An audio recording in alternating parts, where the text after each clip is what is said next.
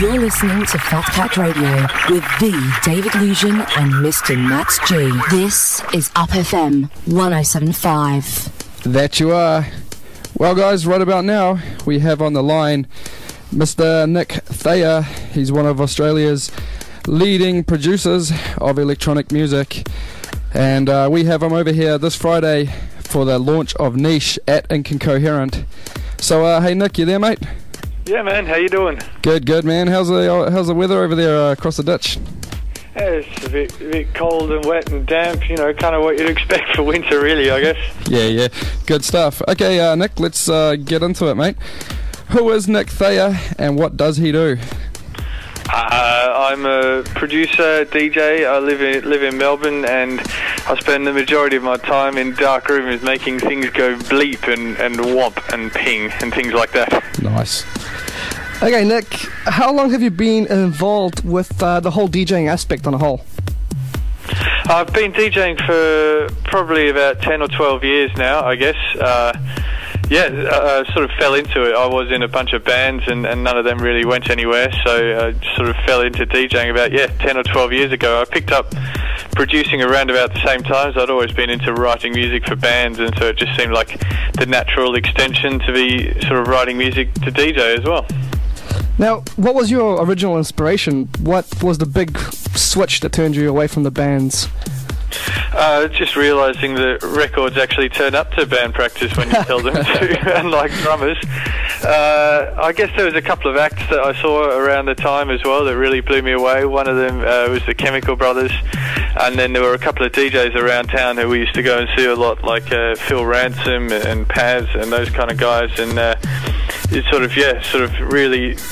I dove in at the deep end after that. I sort of really thought, this is fantastic. It's exciting musically. It's a whole new thing for me. So, I sort of jumped right in there. I think you've definitely made the right choice. I'd say so too.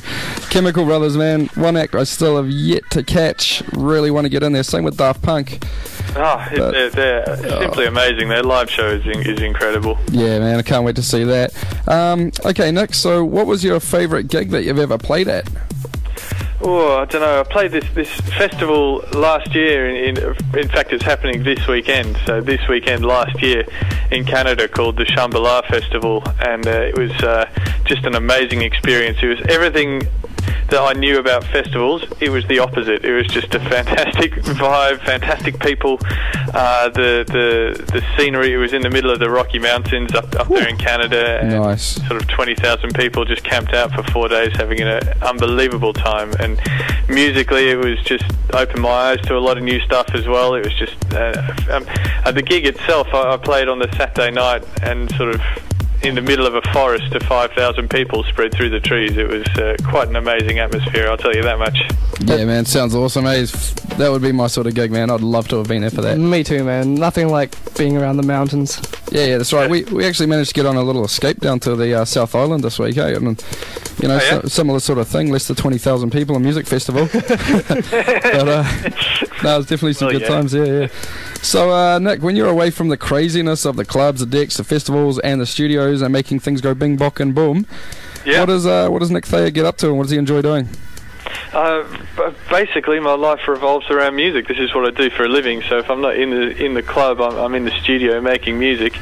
On the rare chances I do get to relax, which is usually on a Sunday afternoon, basically what we like to do is go to the pub and drink a couple of pints and sit next to the fire with good friends and my lovely wife. So we don't get much time to do that, unfortunately, but when we do, it's certainly well worth quality time. Time. Okay, Nick, what do you think the general direction of electronic music is these days, with all the cross genres that are popping up and whatnot? Yeah, I think there's so much exciting music coming out. Like people seem to be less worried about what's defined as this and what's defined as that these days, and just a lot more into just sort of making music that works in a club, which I find really interesting, because the way people record shop these days now is sort of very much online, and so you don't just stick in the house section or the drum and bass section in the record store and leave it at that. You sort of just come across music a lot more fluidly, I think, and it enables you to establish a lot more links between artists and things that you like and approaches that you like, and I'm finding it a really exciting time to be making music, and I'm certainly finding a lot of music that I'm liking to DJ in the club as well. So and obviously there's a lot of bands that are sort of bringing that electronic element into what they do as well, and it seems to be like sort of electronic and club music has really taken a big step forward in the past couple of years and sort of jumped onto the mainstream. I mean, you've got guys who 4 years ago were completely underground like Chasing Status and now writing tunes for Snoop. It's like sort of... you couldn't really ask for much of a bigger crossover than that, I guess. Yeah, no, it's definitely pretty crazy these days. Now, you know, with the whole cross-genre thing that we're talking about, it's definitely an exciting time. There's some pretty quirky, sort of almost weirdo stuff coming out, but it's some good banging beats. From what I know of you, you're a bit of a pioneer of breakbeat in Australia and around the world, and we actually managed to catch Stanton Warriors on a tour through Byron Bay last year. That was pretty sick. Oh yeah? Yeah, that was awesome. But so what sort of direction are you personally taking with your production? Well, yeah, I guess breakbeat, for want of a better word, is certainly where I've come from, and sort of when I started getting into this about 10 years ago, that was certainly the sound that my first couple of releases had and sort of became a part of. But ever since I started DJing, I've always been about playing just records that I like, and if I like it, then I think it's going to work in a club, then I'm going to play it. And so with that in mind, sort of what I'm playing at the moment is, I just like to call it club music. It's definitely broadly based, I guess, around sort of house and womp and whatever we're calling it, sort of future bass and it's just bass heavy womp. Club music, and whatever tempo or whatever drum pattern it has isn't really anything that I worry about too much. You know, I play drum and bass, I play a bit of dubstep, I play house, electro, club, Baltimore, hip hop, and I still play some breakbeat tunes, like you mentioned. A couple of the new Stanton Warriors releases are fantastic. So I've always just been about finding ways to make disparate music like that work together in a club. So you probably hear me play things that you wouldn't expect would sound, would work next to each other, and sometimes they don't, but sometimes they do. Yeah. Well, Nick, okay, if we stole your turntable, what's the record that we'd be playing on it? In your bedroom. I wouldn't personally steal it. I wouldn't be the one stealing it. Do you mean what's on my iPod? Yeah, that's actually what I had written down there, Nick, but Dave decided... Trying to keep it old school. Yeah, trying to go old school. Although I did like how you called it record shopping before.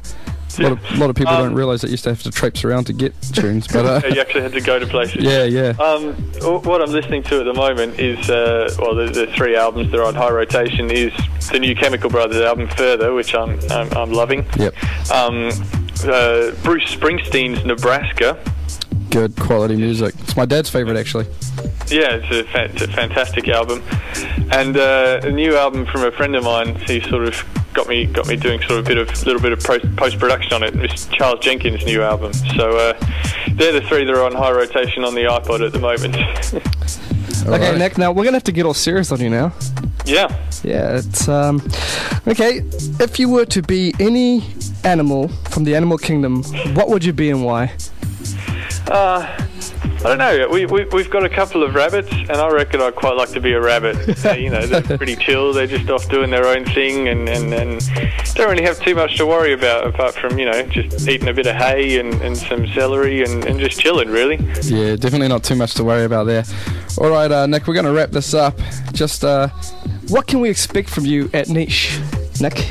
Well, we're bringing the whole DJ AV show over, which is something we've been working on for about a year now. And so it's not your typical VJ or DJ with video show where I certainly won't be scratching up 5-year-old video clips. We've created custom film clips for every tune that I play, and mixed that with live VJing controlled by a visual artist who's up there on stage with me. And it's really been taking, like, the way we do it is we figure that visuals are such a powerful way to connect with people, and DJing in my mind is all about connecting with people, and so providing another platform on which you can do that really enables me and us as our show to sort of take the club music to the next level. So it really is, we've worked very, very hard on this show, and it's been going really well. So if you're wondering whether or not to come down, you certainly should, because you won't get a chance to see something like this again for a while. No, you're definitely right there. I actually checked out a few of your preview clips of your AV show there on YouTube, and as far as AV goes, what I've seen so far, your stuff seems to make everything looks pretty amateur, actually. I was quite well impressed, actually. I can't take too much credit for the actual videos.